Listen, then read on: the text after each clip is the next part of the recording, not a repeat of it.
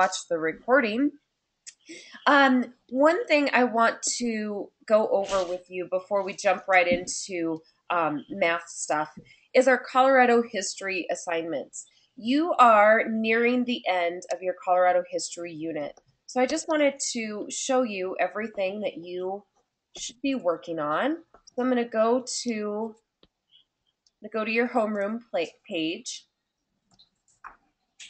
Okay. So go ahead and scroll all the way down. And this, of course, is week 29. So if you have not done your assignments from weeks 27 and 28, it's pretty easy to go back to whatever week you left off on. But most of us are here on week 29 and we are good to go. So let's just take a look at what you're responsible for Colorado history. So when you click on that fourth grade book, you have your overview, and then, of course, you have a different chapter on Colorado history. So if you click on Colorado history, it's going to show you your assignments. And you have all of this week and then next week as well to finish up the work for your entire unit. Part of your assignment is to create a PowerPoint presentation, and you will be presenting it 1 week from today. So go ahead and type into the chat a happy face or unhappy face if this makes sense to you and you are prepared, or will be prepared, I should say, to present. Okay, so Corbin's sending me a message. Okay, so yep, you're going to have a lot of catching up to do. Okay, Kendall's good. Tyler's going to be ready. Vero, you'll be ready by next Thursday. So here we are. Create a PowerPoint presentation for this last chapter, chapter 8. Slide 1 should include your name and the title. Slides numbers 2 through 11. So slides 2 through 11, you can have, oops, I did not mean to hit that. Darn it. Sorry, there we go. It should be what you learned through each subtopic. Use your notes and create one slide for every one of those subtopics in Chapter 11. Again, you can choose just 2 to 4 major ideas from each subtopic in Chapter 11. Don't add paragraphs to your slide, add bullet points. Because when you have, like a really long paragraph on a slideshow, it's hard to read. So what you need to do is just create bullet points. It's much more direct and to the point. So this is like the one time in your entire life that you don't have to use complete sentences. And that's when you're making a presentation, okay? So type a thumbs up or a happy face if that makes sense in the chat.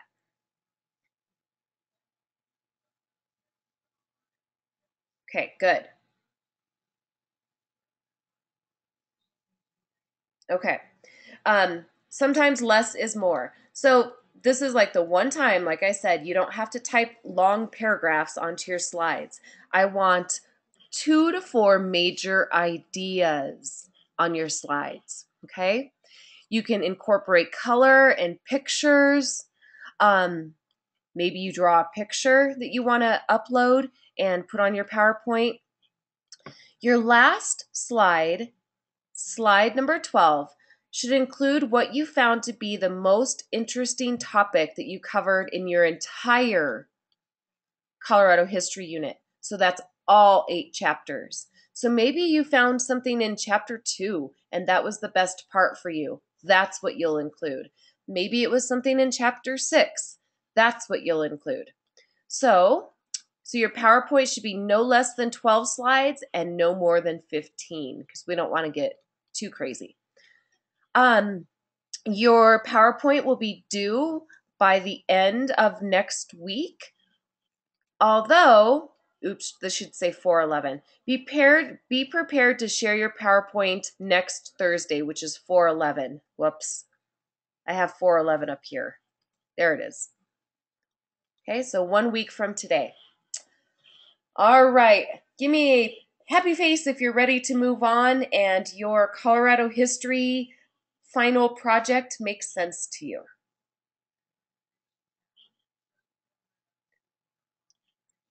Okay, good. I just wanted to make sure because I don't want anybody coming to our virtual classroom next Thursday and being like, oh no, I didn't know I was supposed to do this. Oh no.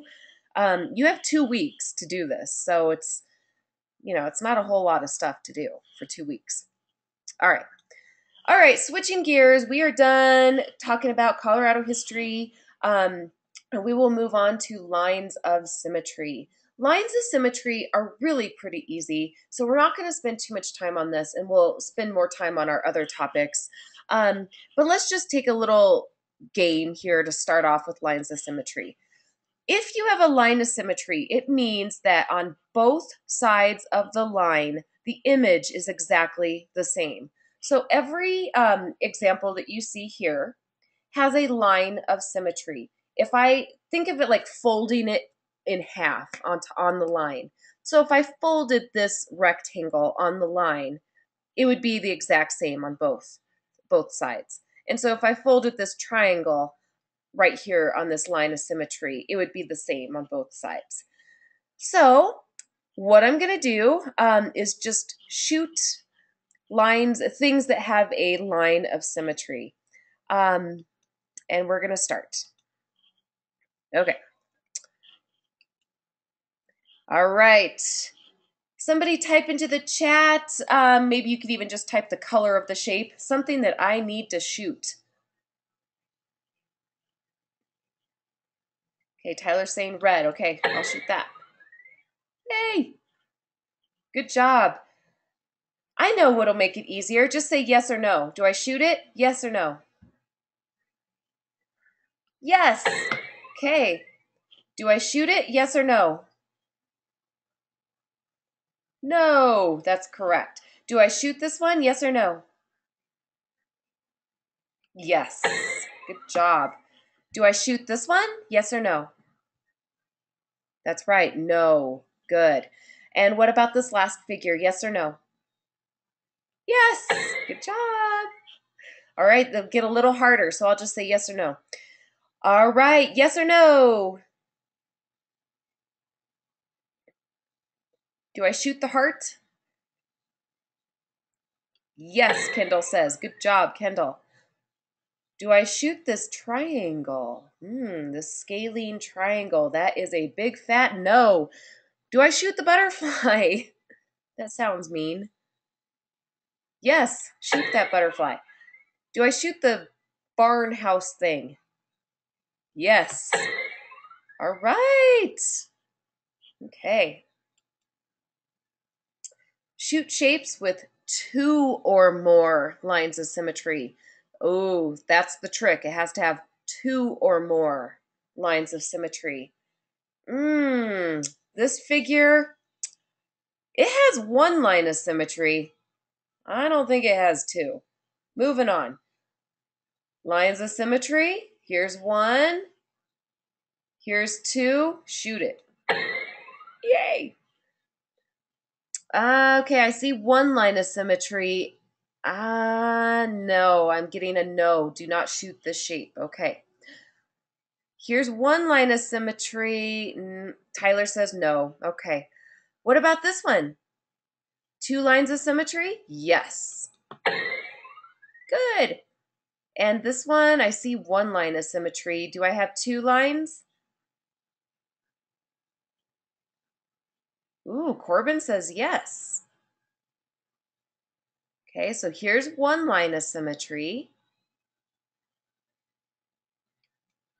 And there's, yep. This one has, let's see, 1, 2, 3 lines of symmetry. Kind of tricky, but yes, if you fold it right here, it'll lay flat on top of each other.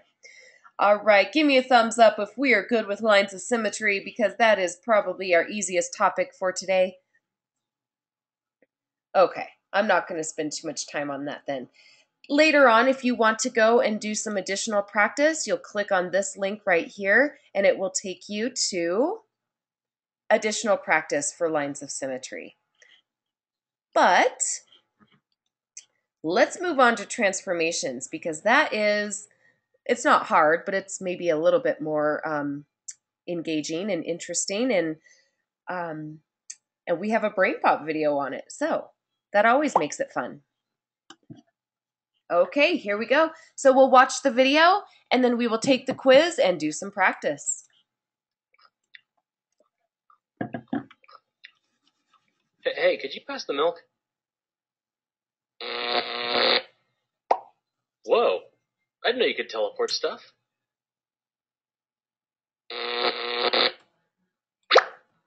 What happened?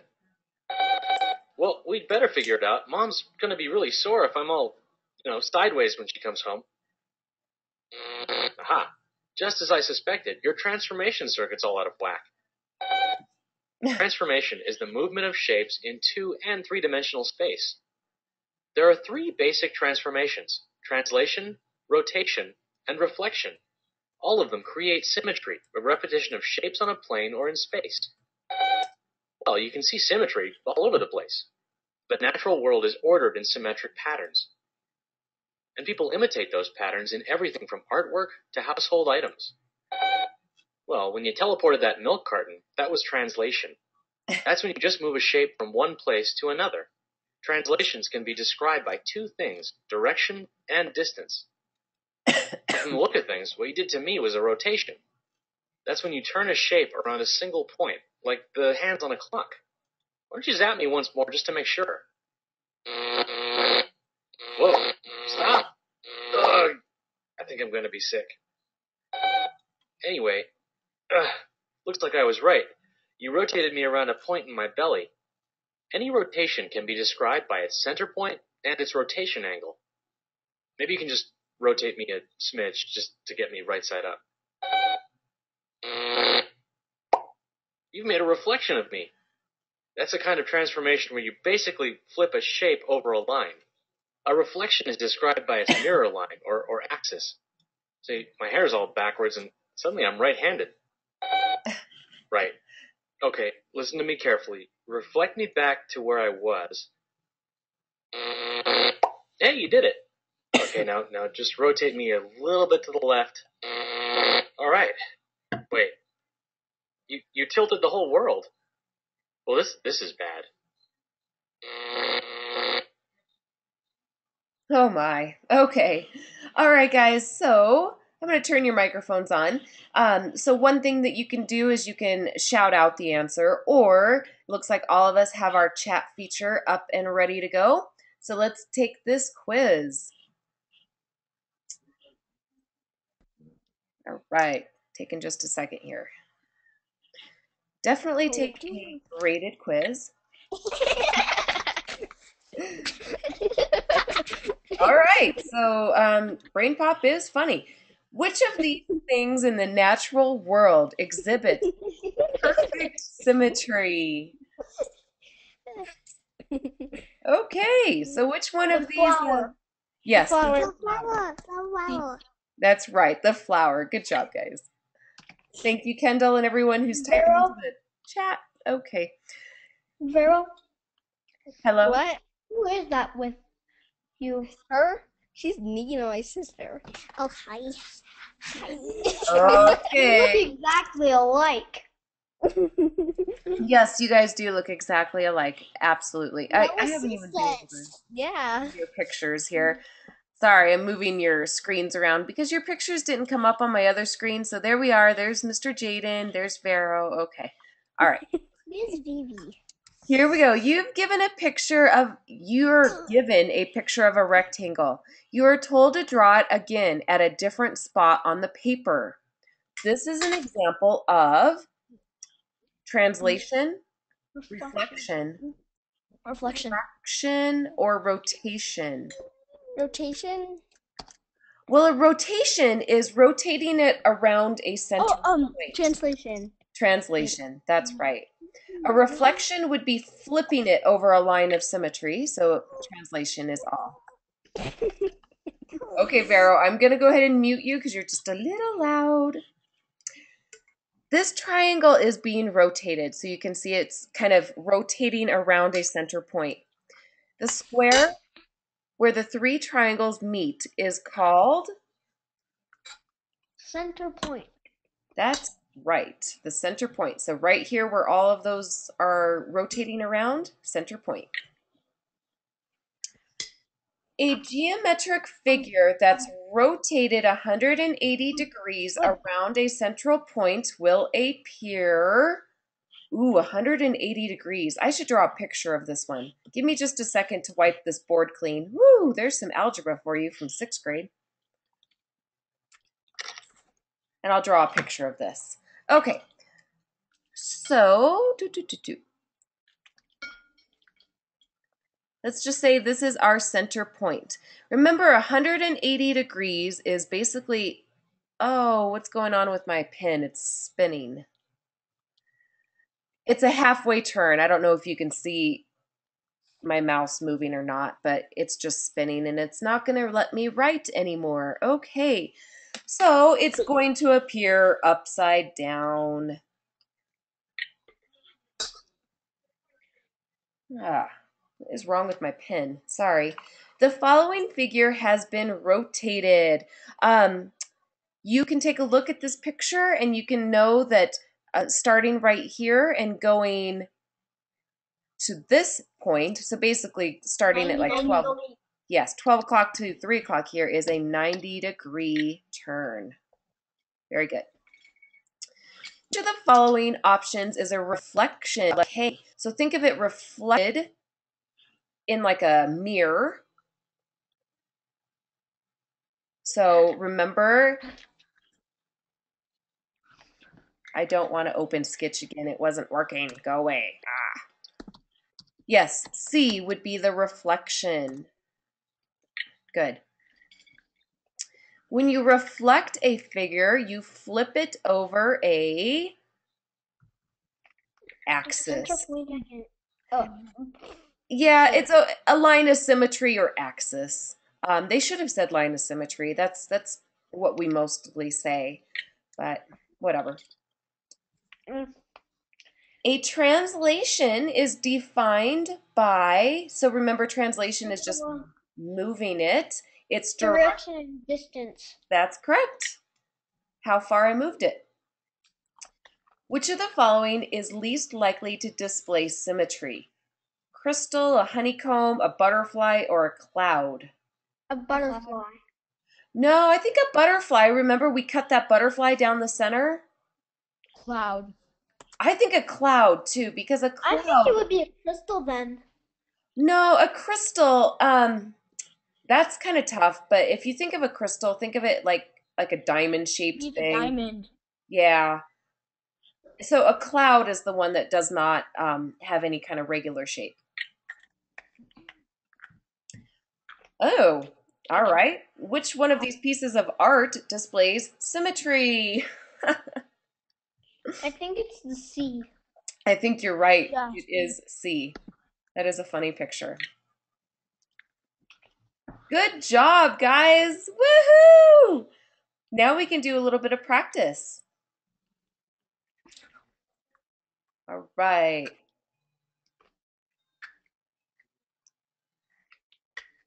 Okay. So you're looking at figure P. How has it been transformed? Has it been reflected, rotated, or translated? Translated. That's right. It's been translated because it has moved over and down. So it's just translated. Yay! How has this figure been transformed? Reflected. Yes, this has been reflected. You can imagine it like, yeah, here's your line of symmetry and it was flipped over it. Good. Oh, how has this figure been transformed? Rotated. Yes, rotated, because you can see that it moved around a similar line or circle and it's rotated. Yay! Oh, and again, Rotated. this one has also been rotated. You guys are way too smart. Ooh. Rotated. Yep, rotated again. Again. Oh, wait. This was reflected. Ooh. Oh. You and I were thinking of the line of symmetry down the center. They put it along the horizontal center. Oh. Do you see it now? If this is your line of symmetry? That puppy is so cute. That's tricky. All right. Vero, what are you doing with your dog? I'm going to have to move my screen and take a look. Hi, puppy. Vero, are you doing math with us, or are you just kind of doing some pet care? Okay. All right, good. Looking at your babies. Well, yeah, there they are digging into their birthday cakes. That's always fun. We can maybe look at some pictures here in a minute, but all right, we have done our daily practice limit, so we will move on to a future topic that you're going to be dealing with soon. I love tessellations. They are fun to draw and they're fun to learn about. So here we go.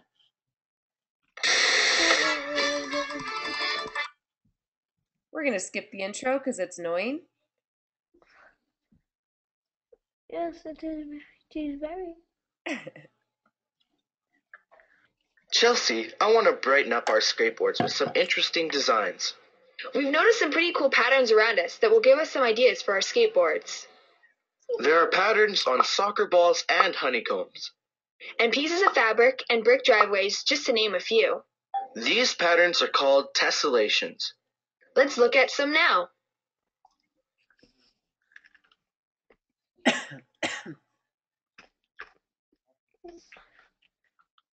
Math live. Oh, come on. I had to push play. Sorry. Let's take a closer look at this honeycomb. As you can see, it's made of hexagons that are placed side by side with no space in between. It's called a tessellation. A tessellation is an arrangement of closed figures on the same plane. That completely covers a surface with no gaps. With no gaps. No gaps. And no overlaps. No overlaps. This tessellation was made using a regular shape. It is also possible to create a tessellation using a shape that is not a regular polygon, like this one.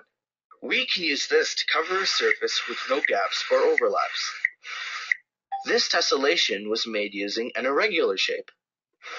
So we can make a tessellation using regular or irregular shapes as long as there are no gaps or overlaps in the pattern. All right. Thumbs up so far? Let me move my screen. Yeah. Yes. Thumbs down? Oh, okay. Thumbs up. I think it's pretty easy so far. Tessellations are fun to draw too, but all right, here we go. For each pattern shown, click on the button that correctly describes it. Okay, so you're going to have to type, well, basically yes or no. Is it a tessellation or not? All right. Oh, whoops. Sorry, that was my shape. I didn't, oops. That is not a tessellation though, because there are gaps and there are, basically that's all you need to know. There's gaps. So this is not a tessellation either. There's gaps.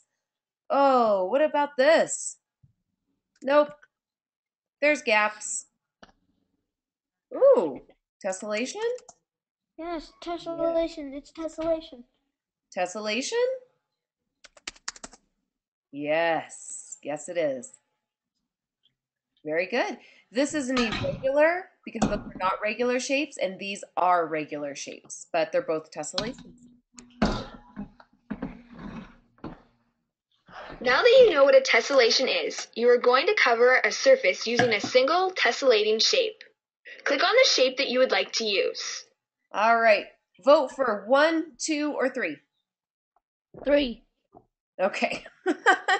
Drag the shape as many times as needed to completely cover the surface. You can change the color of the shape at any time. When you have covered the entire surface, click on Start Over to try again using a different shape, or click on Move On to continue with the lesson. All right. So this could possibly take me all day. And I can sit here and make my own tessellation. Be much more fun if you guys would be able to come back to this lesson and do your own tessellations. I'm going to move on. I don't want to cover the entire surface. It's going to take me too long. You can't move on. Next topic. Yes, I can. All right. If we make a tessellation using this triangle, That's cool. we can make this triangle grid. Oh. By adding color to the grid, we can make different polygons. We can make triangles, quadrilaterals, and hexagons. You can make some very interesting tessellations on this grid. There are lots of ways to arrange shapes to form tessellations. Whoa. Let's make a design for our skateboards now. Okay. You can help us. Yay! Design a tessellation for the skateboard by changing the colors of the triangles on the grid. First, select the color you would like to use. Next, click on the triangle to make it that color. Boop, boop, boop. Okay, again, this would be way more fun for you guys to be able to do. That's why when we're done with this lesson, you're going to go back and create your own tessellations. Because Why do you go there? it is in your math BC agenda that I shared with you that's in your email. So you have an agenda, and all you need to do is just go and click on this link and it will take you to it. So pretty cool stuff. Tessellations, pretty easy. What we need to remember about tessellations is that there are no gaps, no overlaps, and can be regular or irregular shapes as long as there's no gaps or overlaps. It does not matter. So, all right, guys, are there any questions on anything that we covered today? That was kind of fast, but all of them are pretty easy topics, really. All right. Any questions on your Colorado history assignments and what you need to have done by next week? Is that a no? Okay. All right. Kendall's saying no. Corbin's saying no. All right. So you are, my friends, free to go and click on this link. Remember, I sent you the agenda. It's in your email.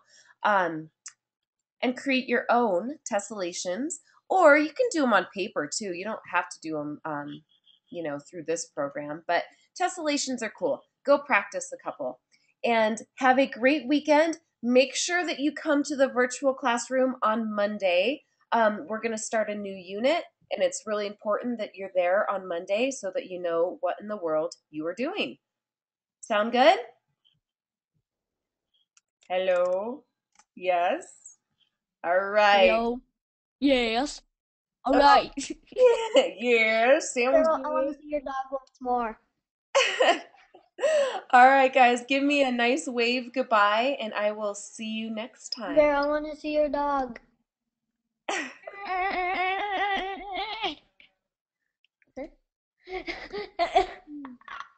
ay, ay, ay, ay.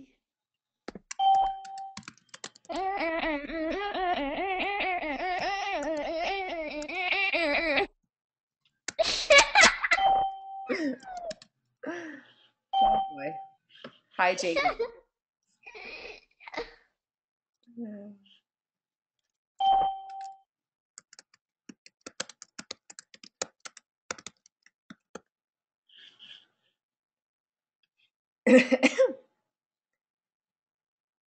Hi, Corbin. It's just me and you. I just sent you a message into the chat. So the carpet people are there cleaning your carpet. Okay. Huh. And you're not feeling too well today? Okay. Well, then this might not be the best time to, turn on your webcam or anything. But what I do want to make sure is that you know exactly what you are supposed to do every week. Hopefully your computer is up and running now and you're able to get to our homeroom page. Make sure that you, at least glance at the announcements. Right now we're on week number 29. And this is what you need to click on every week so that you know exactly what you're supposed to complete for your assignments, okay? Does that sound good? So it should show up if you're logging into our school website. I'll show you what it looks like. It'll look a little bit different for you because you won't have all of the classes that I have. But when you log in to the school website, you're not going to have all of these classes, but you will have this one right here that says 4th and 5th grade homeroom. And that's what you need to click on, remember? You were doing it for a while there.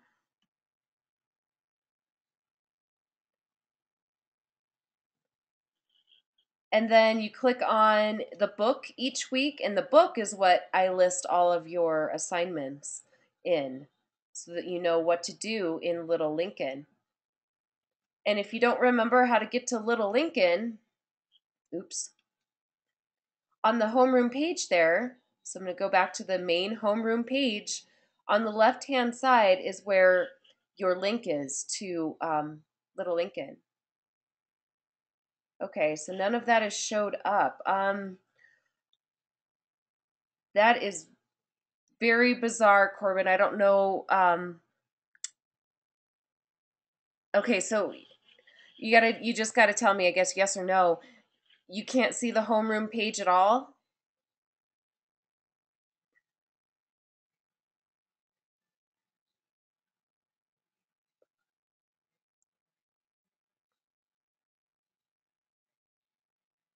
So can you see the homeroom page, the page that looks like the one I'm on?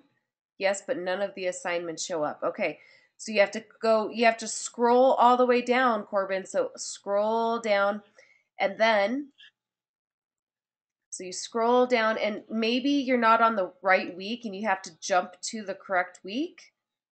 And like, for instance, this is week number 29. So you would select 29 and it would take you right to it. Does that look familiar? Okay, I do. All right. So then when you click on 4th grade week 29, this is what it looks like. Do you see this?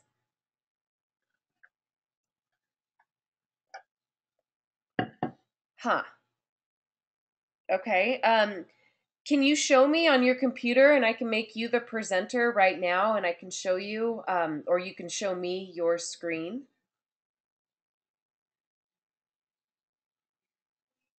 Okay, so I'm going to make you the presenter.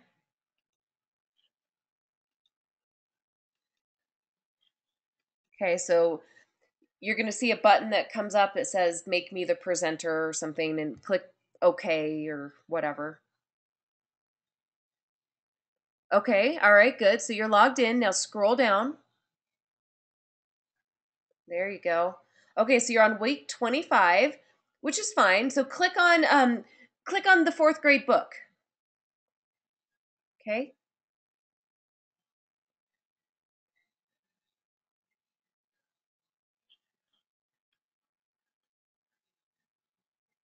Oh, so you have to log in again. Okay.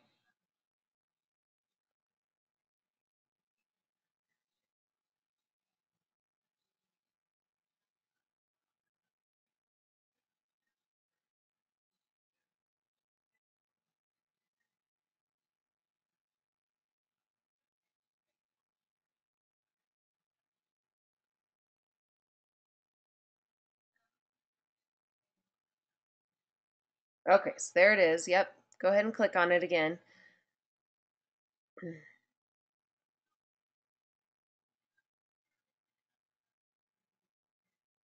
Okay.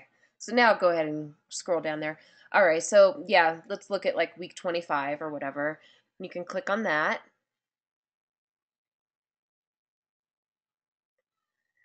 Okay, so there it's showing for you right there like what all of your assignments are. So now go back and we'll go to the week that we're on right now. So down there at the bottom, scroll down a little bit and it says jump to. So right now we're on week 29, so choose 29. Yep, there you go. Okay, so I know it's kind of annoying. You have to scroll down again, but it's just the way it is. So now it should have week 29. There you go. So go ahead and click on it. There you go. So there's all of your assignments for you. So they're all listed out for you right there. And then click on Colorado history. And that's your little separate chapter that gives you more information on Colorado history. Do you see that on the left-hand side there? The left-hand top corner?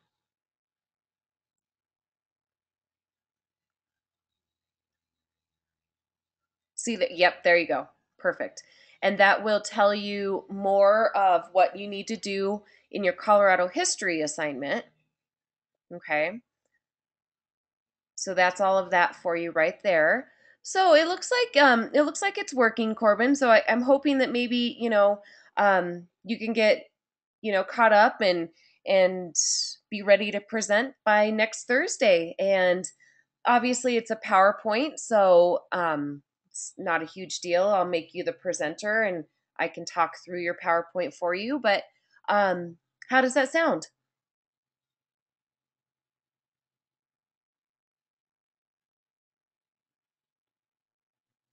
Does that sound okay?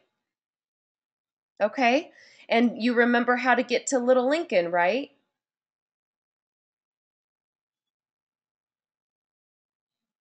Okay, good. All right. Well, then you have a great weekend, Corbin, and I hope you start feeling better soon.